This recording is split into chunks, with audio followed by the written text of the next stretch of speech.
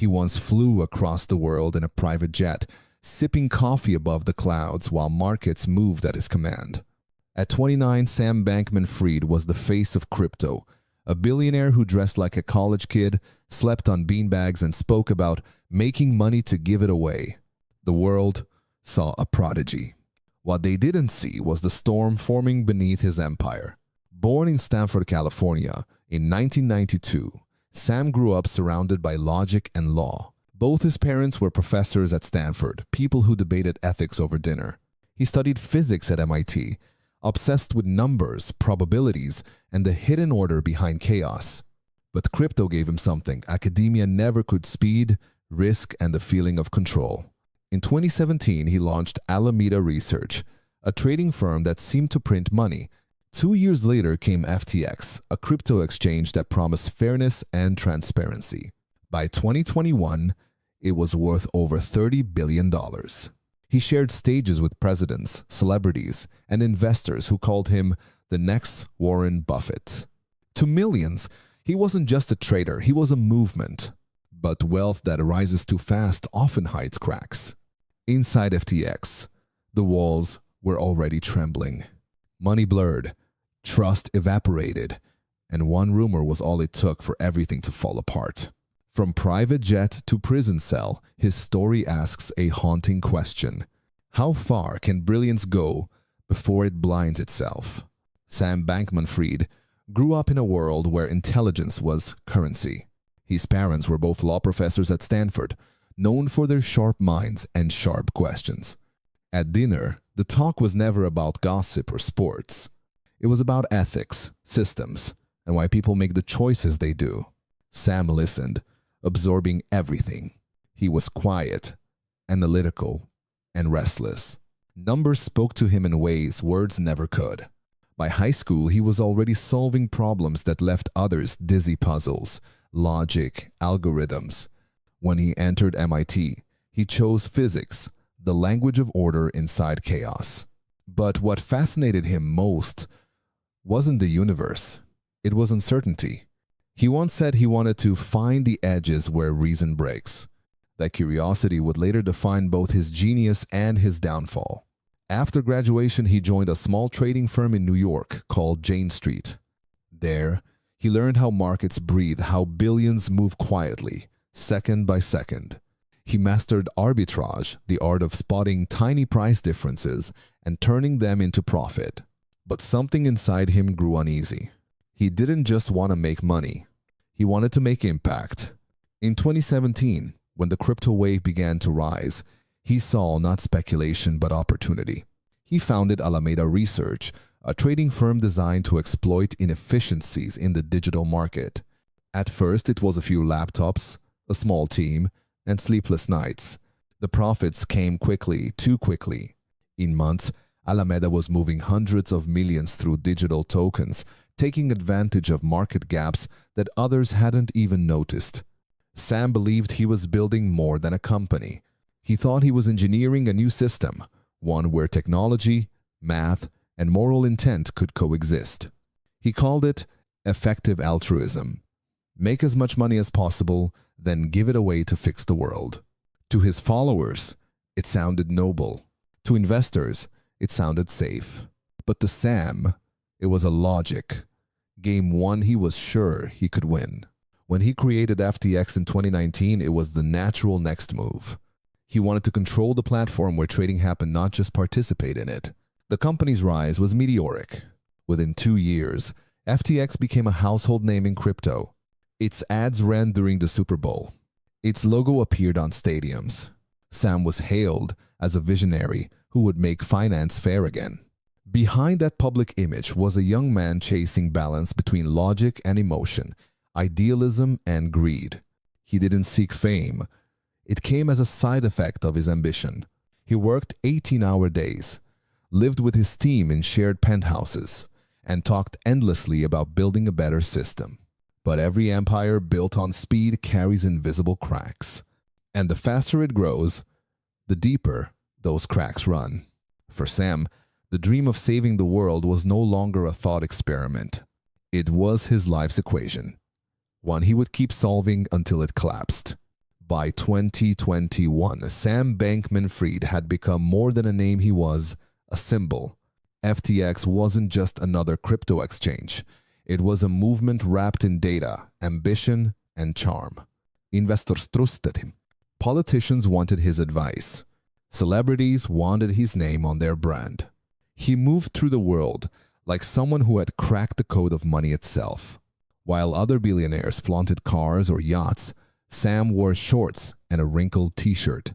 He spoke softly, avoided luxury, and donated millions to political and humanitarian causes. He called it earning to give. To the public, he was the rare billionaire who seemed uncorrupted by wealth. Inside the glass towers of FTX, energy pulsed like electricity. Young engineers slept on the desks. Traders monitored screens that glowed 24 hours a day. Every new listing, every spike in trading volume felt like a victory against the old financial order. Sam believed he was building something historic, a bridge between Wall Street and the future.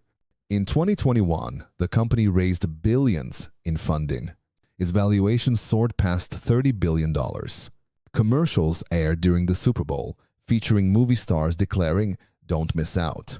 FTX logos appeared on stadiums and Formula One cars. Every headline fed the myth of the crypto king.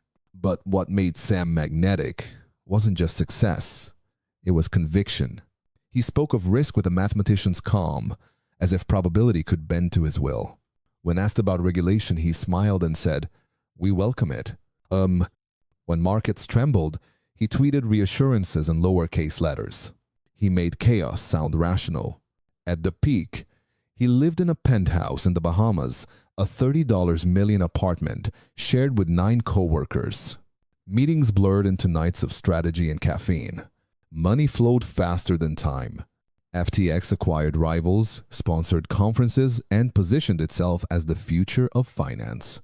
Even as whispers grew about Alameda's unusual advantages, most brushed it off. Sam's reputation was his shield. He was the golden boy who could do no wrong. And he believed it too. He believed that rules could bend for innovation, that intention could excuse imperfection. He once told a reporter, "You can build a perfect system if you move fast enough." For a while, it seemed true.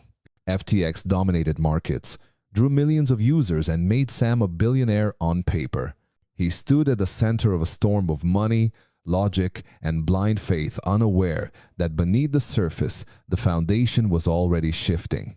Success had become his reality. Doubt was a language he no longer spoke.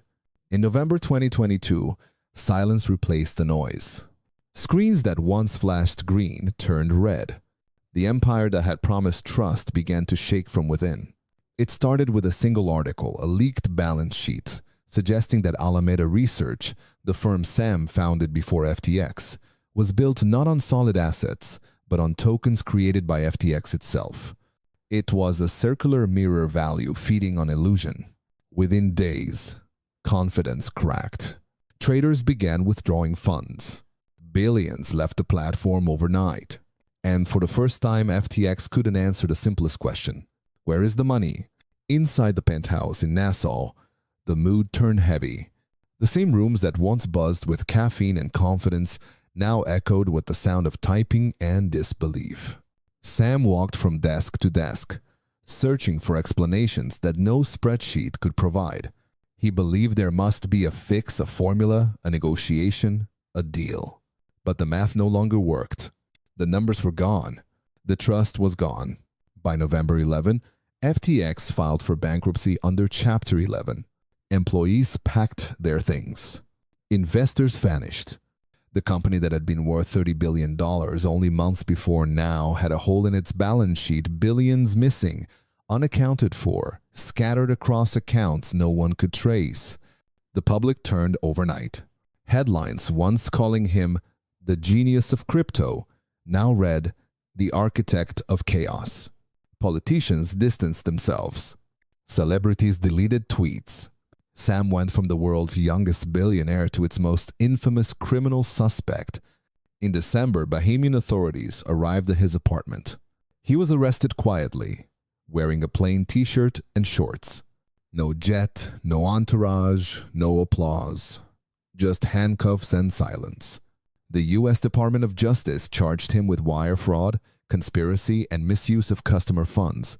The number attached to those accusations: billions. At the trial in November 2023, Sam sat in court listening as former colleagues described the empire he built and how it fell. He barely moved. He tried to explain that it wasn't greed, that he believed the money would return, that the system would self-correct. But belief doesn't pay back billions.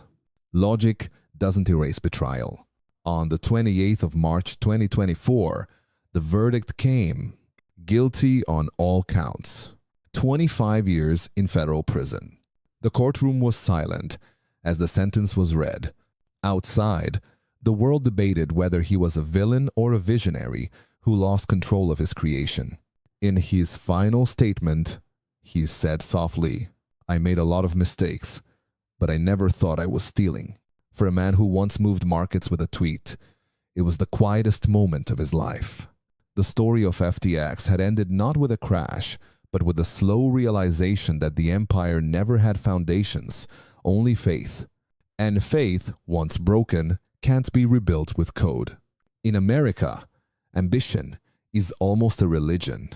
It rewards those who move fast, who take risks, who believe the future belongs to the bold. It built Silicon Valley, turned garage ideas into empires, and made overnight billionaires feel inevitable. Sam Bankman-Fried grew up in that world one where risk was not danger but destiny. In the American imagination, failure is not a flaw. It is proof that you tried. That's why investors loved Sam. He looked like the next chapter of the American dream, a disheveled genius rewriting finance with math instead of greed. His story had all the right symbols: youth, intellect, altruism, and speed. He wasn't selling crypto. He was selling conviction. And conviction sells well in a culture built on belief. But when FTX fell, America saw its reflection bright, restless, and blind to its own velocity. The same system that celebrated innovation forgot to ask whether it was sustainable. The same investors who once praised disruption now demanded oversight. Suddenly, move fast and break things didn't sound like progress, it sounded like confession. Across the ocean, the reaction was quieter, colder. In Japan, financial regulators tightened compliance laws within weeks. In Europe, headlines turned philosophical. If code is trust, who writes the code? Governments demanded audits, independent reserves, tangible proof that money wasn't just data dressed as value. In Singapore, once the shining hub of digital finance, investors whispered new words: caution, verification, separation. The global response revealed something fundamental: that America's optimism often underestimates the fragility of faith. While the West celebrates risk-takers, much of the world builds systems to survive them. In Asia, discipline is not control, it's memory.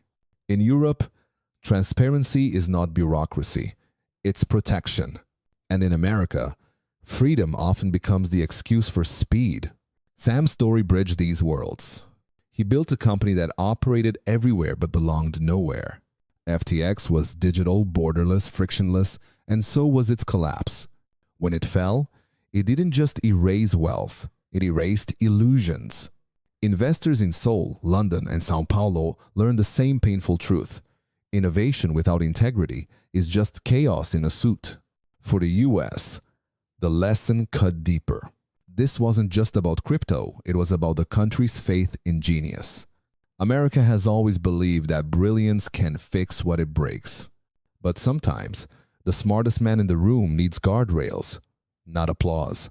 The rest of the world watched, both fascinated and vindicated. They saw that even in the most advanced markets, trust remains the most fragile currency.